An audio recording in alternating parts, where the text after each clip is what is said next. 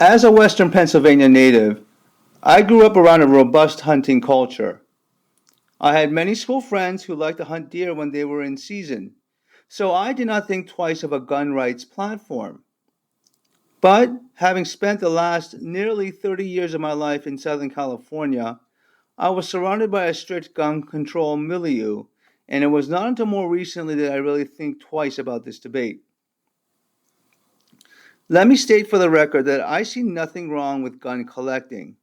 In fact, it is an avid and legitimate hobby for many people.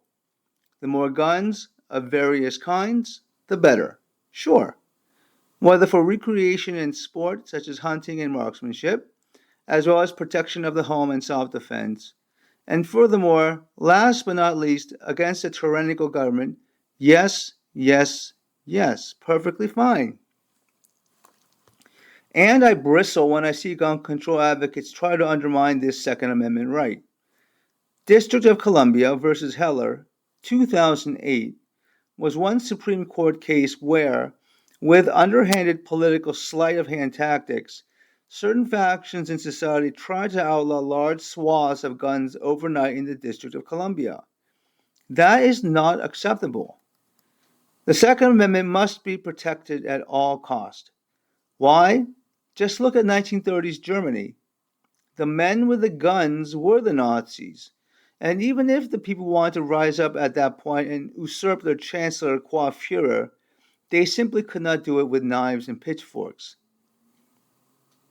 At the same time, the gun control side has a point when they want to abridge, but not repeal, the Second Amendment. That distinction is crucial. Abridge, but not repeal.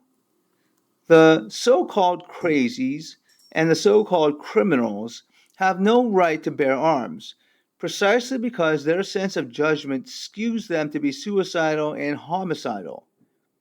With a gun, it is that much easier for them to break and enter into a residence, murder the husband, rape the wife, steal private property, traumatize the children, and not even think twice of it. Even 18th century peace officers were authorized to lock up lunatics who are dangerous with guns. What is needed now more than ever is understanding between the gun rights and gun control lobbies.